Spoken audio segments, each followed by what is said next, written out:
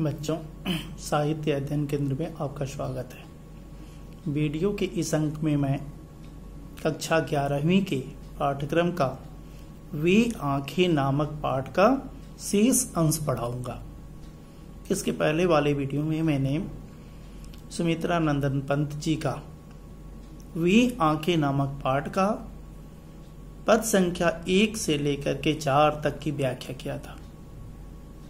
उस पर आधारित प्रश्नोत्तर आदि से आपको अवगत कराया था। लेकिन आज इस अंक में हम देखेंगे पद संख्या 5वीं से लेकर के अंत तक कि आखिर इसके माध्यम से कवि क्या करें। एक एक प्रश्नों के माध्यम से, एक एक शब्दों के माध्यम से इसके हर एक विशेषताओं से आप अवगत होंगे।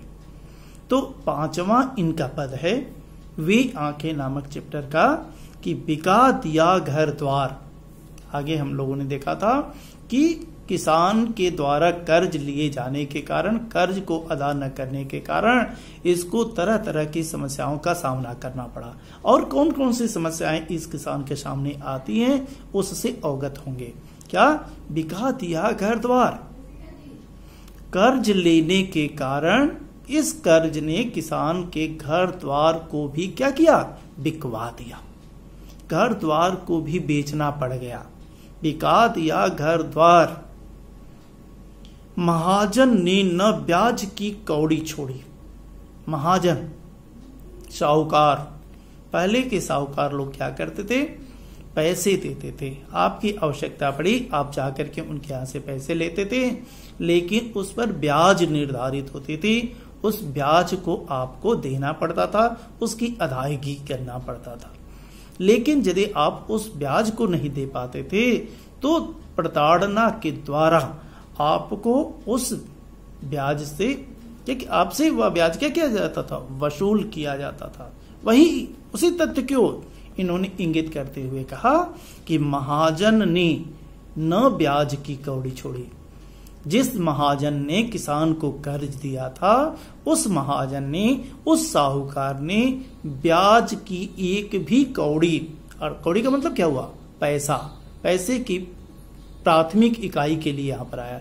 ब्याज की कौड़ी न छोड़ी, एक भी पैसा उसके लिए छोड़ा नहीं। महाजन ने न ब्याज की कौड़ी छोड़ी। न कौड़ी, न की आवृत्ति हो रही है तो क्या? अनुप्रास अलंकार हो जाएगा। न कौड़ी छोड़ी, उसने एक पाई भी, एक पैसा भी जितना दिया था किसान को उससे छोड़ा नहीं, जिसके कारण किसान को अपना घर द्वार भी क्या करना पड़ा? बेच करके उसके कर्ज को देना पड़ गया। रह रह कर आंखों में चुभती। चुभती मतलब कष्ट देती रहती है। रह रह करके आंखों में चुभती रहती है, पीड़ा देती रहती है, पीड़ा से परिपूर्ण करती रहती है। कुर्क हुई बर्धों की चोरी। कुर्क, नीलाम। पैसे आप लेते थे और दे नहीं पाते थे तो आपकी चल अथवा अचल संपत्ति से उन पैसे के बदौलत आपके जानवर रहते थे, उनसे पैसा वसूल किया जाता था। आपके घर में जो बर्तन रहते थे उन बर्तनों को बेच करके वसूल किया जाता था। तो इस विधा को, जो प्राचीन यह विधा थी, कुर्की लीलाम कहा जाता। तो कुर्की कह देते थे, लेकिन शुद्ध शब्द क्या है? कुर्क। कुर्क हुई बर्धों की, बारादोंग लिखा गया है, अपभ्रंश भाषा का प्रयोग किया गया है। पंत जी ने अपभ्रंश भाषा में कहा कि बर्धों की जोड़ी, कुर्क हुई बर्धों की जोड़ी। जोड़ी का मतलब दो बैल रखे जाते थे हल को जोतने के लिए, कृषि कार्यों में प्रयुक्त करने के लिए, कृषि कार्य लेने के लिए। तो इन्होंने कहा कि कुर्क हुई बर्धों की जोड़ी, रह रह कर आंखों में चुभती हुआ। जो मेरे बर्धों की जोड़ी को कुर्क कर दिया गया, नीलाम कर दिया गया, उन बर्धों की जोड़ी को जब मैं याद करता हूं तो मेरी आंखों में पीड़ा व्याप्त हो जाती है। यह पीड़ा मुझको क्या करती है? सताने लगती है कि कितने मेरे सुंदर 2 बैल थे और उन 2 बैलों को भी महाजन ने भी क्या किया? कुर्क करवा लिया। अपने पैसों की बदौलत, अपने पैसों को वसूल करने के लिए वो भी कुर्क कर लिए गए। अब इसमें क्या? आंखों में चुभना मुहावरे का बड़ा ही सशक्त प्रयोग किया गया है। ठीक। अनुप्रास अलंकार, घर द्वार, महाजन ने न की कौड़ी छोड़ी, की कौड़ी क वर्ण की आवृत्ति हुई, न वर्ण की आवृत्ति हो रही है, घर द्वार र वर्ण की आवृत्ति हो रही है, तो इन स्थलों पर आपका क्या है, अनुप्रास अलंकार है। अगला प्रश्न है, उजरी उसके सिवा किसे कब पास दुहाने आ देती। अब देखिए यहां गाय को भी एक नाम दे दिया गया, उजरी इन्होंने कहा। उजरी का मतलब क्या, सफेद। हो सकता है किसान सफेद गाय रखा हो, उसके लिए इन्होंने प्रयोग किया क्या, उजरी। उजरी उसके सिवा कब किसी पास दुहाने आने देती, उन्हें उसकी सफेद जो गाय पाल लेती, वह सफेद गाय किसान को छोड़ करके किसी और को अपने थन से दूध नहीं निकालने देती थी। तो उसी बात को इन्होंने कहा कि उजरी उसके सिवा किसे कब पास दुहाने आने देती, क्वेश्चन मार्क है। जब तक उच्चारण सही नहीं होगा तब तक अब कविता से अवगत नहीं हो पाओगे। तो इन्होंने कहा कि सफेद रंग की किसान की जो गाय थी, किसान को छोड़ करके किसी और को अपने तन से दूध निकालने नहीं देती थी। ओह, क्या विस्मयादि बोधक शब्द है।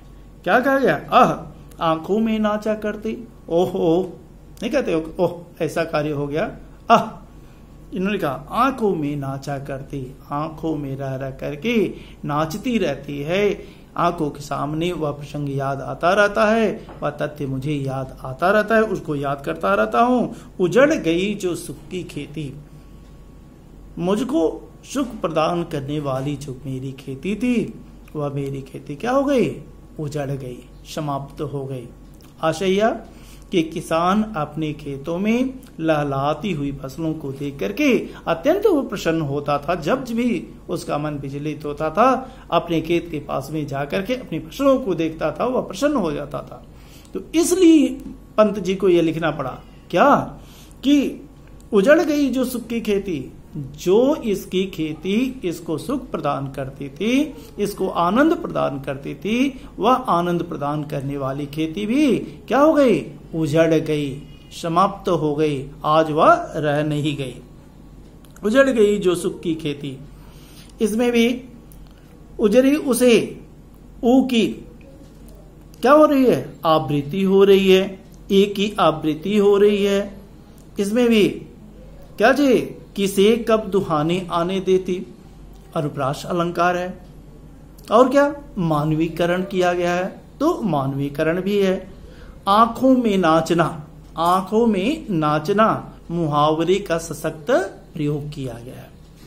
ठीक है, प्रश्न कैसे इस पर बनते हैं, इन दोनों ही कविताओं पर आधारित थोड़ा सा अर्थ ग्रहण संबंधी प्रश्नोत्तर भी देखते चलें। क्या, महाजन के अत्याचारों का वर्णन कीजिए। महाजन ने क्या अत्याचार किए, महाजन ने किसान के घर द्वार को क्या किया, बिकवा डाला। मूलधन के साथ वह ब्याज को वसूल करने के लिए उसको तरह तरह से प्रताड़ित किया, और ब्याज की एक भी कौड़ी उसने छोड़ा नहीं। दूसरा प्रश्न है कि किसान के बैल क्यों कुर्क कर लिए गए, किसान के द्वारा लिए गए कर्ज अदा न करने के कारण किसान के बैल कुर्क कर लिए गए। अगला प्रश्न बनता है, आज किसान की आंखों में कौन सा दृश्य चुभता रहता है। किसान की आंखों में कुर्क हुए बैलों की जो जोड़ी है, वह जब भी याद आती है, उस प्रसंग को जब याद करता है तो उसको यह प्रसंग पीड़ा देने लगता है। अगला प्रश्न, उजरी कौन थी, उसकी क्या विशेषता थी। उजरी उसकी प्रिय गाय थी, उसकी यह विशेषता थी कि वह किसान के सिवा किसी और को अपने पास नहीं आने देती थी, अर्थात अपने थन से दूध केवल किसान को ही निकालने देती थी, उसके सिवा किसी और को थन से दूध निकालने नहीं देती थी। किसान की सुख की खेती क्यों उजड़ गई, क्यों, क्योंकि किसान के द्वारा लिए गए कर्ज जो थे, वह महाजन के द्वारा जो लिए गए, महाजन के द्वारा जो दिया गया कर्ज किसान को था, उसकी अदायगी न कर पाने के कारण जो उसने कर्ज लिया था उस कर्ज को दे नहीं पाया, तो जब पैसे उनके पास में रहेंगे नहीं तो खेती सही तरीके से हो नहीं पाएगी। अर्थात उस कर्ज ने ही क्या किया, किसान की खेती को भी नष्ट कर दिया। अगला प्रश्न इस पर बनता है कि किसान की आंखों में कौन से दृश्य नाचा करते हैं और क्यों। आंखों में नाचा करती उजड़ गई जो सुख की खेती। बेटा यदि कविता को ही एक बार पढ़ लेते हो तो उसके अर्थ ग्रहण संबंधी प्रश्नोत्तर से भली भांति आप अवगत हो जाते हो। तो इन्होंने क्या कहा कि आंखों में नाचा करती उजड़ गई जो सुख की खेती, मुझको सुख प्रदान करने वाली जो खेती थी, जिस खेती को देख करके मैं सुखी रहता था, प्रसन्न रहता था, खुश रहता था, वह मेरी खेती क्या हो गई, नष्ट हो गई। और वही दृश्य किसान के आंखों के सामने क्या होता रहता है, नाचता रहता है। उसी प्रसंग की ओर इन्होंने याद दिलाया कि प्रश्न भी वही पूछा जा रहा है कि किसान की आंखों में कौन से दृश्य नाचा करते हैं और क्यों। उसके सुख से परिपूर्ण जो खेती थी वह उजड़ गई, यह दृश्य उसके आंखों में नाचा करता है क्योंकि किसान अपने पैसे जो लिए थे उसको दे नहीं पाया, महाजन ने ब्याज की कौड़ी न छोड़ पाई, इसलिए क्या उसकी सुख की खेती समाप्त हो गई। अगला पद क्या है, बिना दवा दर्पण के घरनी। घरनी से ही घर है बेटा, पहले से भी कहा गया है कि घरनी के बिना घर नहीं होता है। इन्होंने कहा कि बिना दवा दर्पण के, दवा दर्पण कहा गया है दवा आदि के लिए, बिना दवा दर्पण के घरनी। घरनी का मतलब गृह स्वामिनी, घर की रहने वाली किसान की पत्नी के लिए आया है। बिना दवा दर्पण के, बीमार पड़ने के बाद में दवा कराने के लिए पैसे चाहिए, रुपए चाहिए, तो रुपए पैसे न रहने के कारण जो इन्होंने कर्ज दिया था, कर्ज तो अदा कर नहीं पाए और पैसा था नहीं, तो बिना दवा दर्पण के घरनी स्वर्ग चली। स्वर्ग लिखा गया है, स्वर्ग अपभ्रंश है, उसको शुद्ध करो, क्या होगा, स्वर्ग चली, स्वर्ग चली गई, अर्थात इस नश्वर संसार को छोड़ करके चल बसी।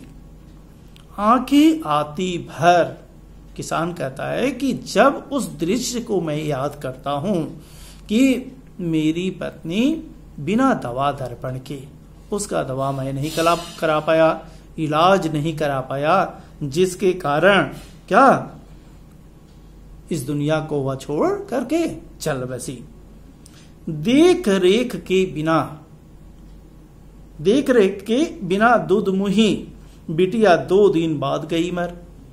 आशय क्या कि किसान की एक छोटी पुत्री थी, बिटिया थी, पत्नी के मर जाने के बाद में वह असहाय हो गई, उसका देख रेख करने वाला कोई नहीं था, इसलिए पंत जी को इस तथ्य को उजागर करना पड़ा। इन्होंने लिखा कि देख रेख के बिना, अब उसका देख रेख कौन करता, माता के बिना उस बच्ची का देख रेख करने वाला कोई नहीं था, इसलिए इन्होंने कहा कि देख रेख के बिना दूध मुही, दूध मुही का मतलब दूध पीने वाली नवजात बच्ची, छोटी सी बच्ची क्या 2 दिन बाद गई मर।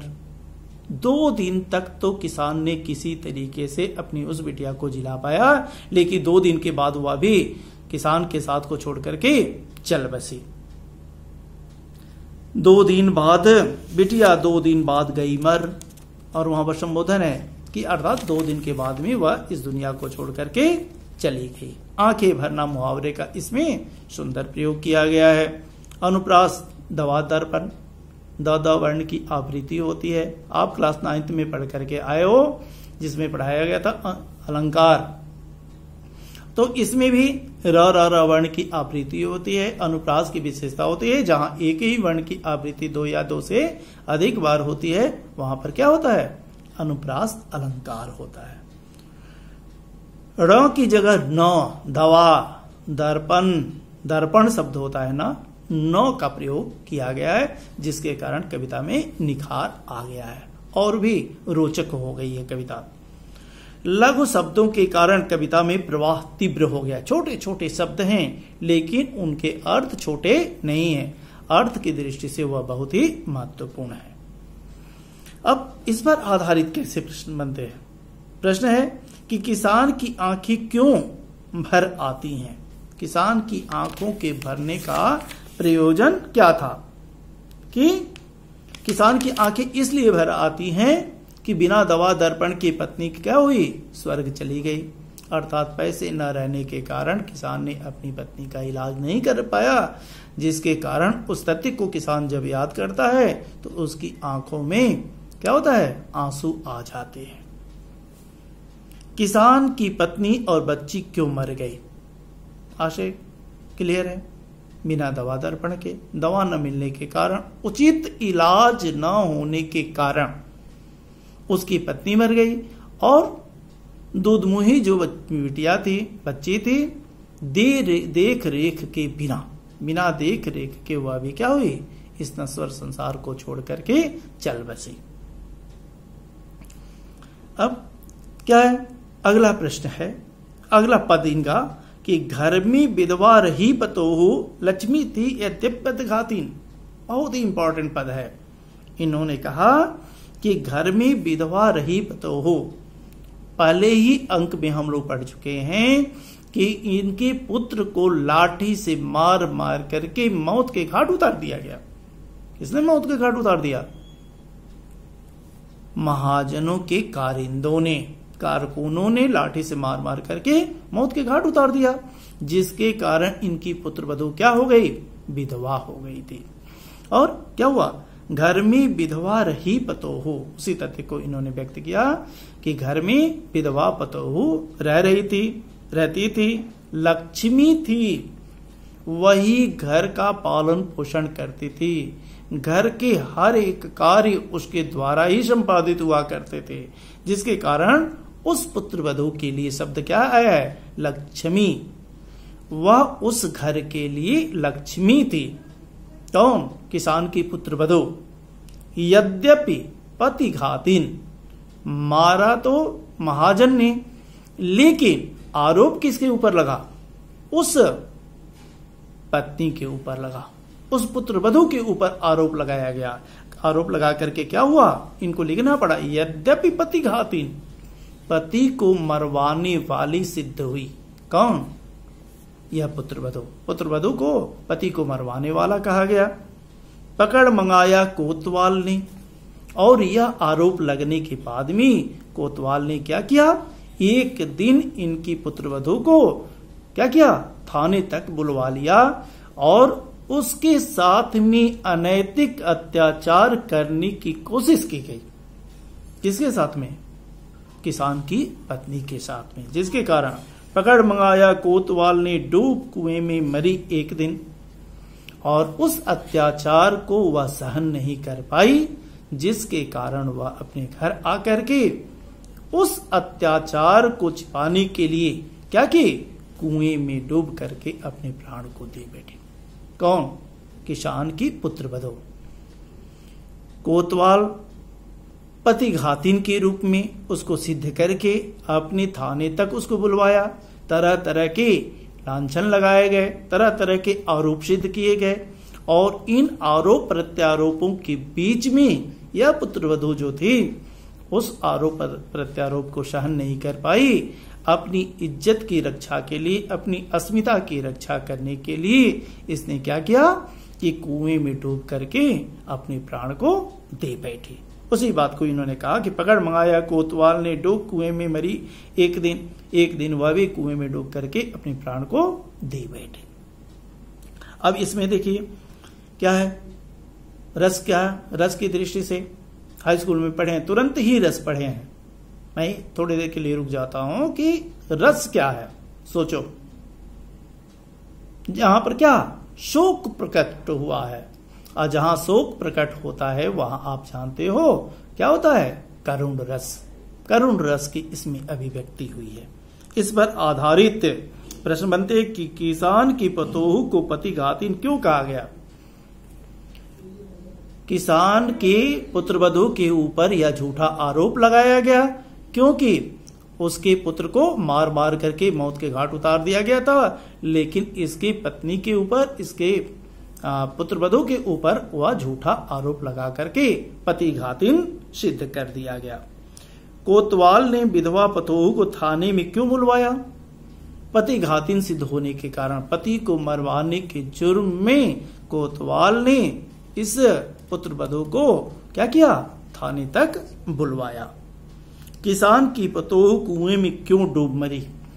किसान की पतोहू के साथ में अनैतिक अत्याचार किए गए, उस अत्याचार को सहन न करने के कारण किसान की पुत्रवधू ने कुएं में डूब करके अपने प्राण को दे दी। तो आज भी इसमें अभी हमने 4 पद को पढ़ाया है। 4 पद पर आधारित अर्थ ग्रहण के प्रश्नोत्तर को समझाया है, भाव सौंदर्य को समझाया है, शिल्प सौंदर्य से आपको अवगत कराया है, और 4 और 4 8 पदों को अब तक आप पढ़ लिए। बाकी इसका जो अंश है हम लोग पढ़ेंगे, हम लोग अध्ययन करेंगे वीडियो के अगले अंक में। तब तक के लिए धन्यवाद।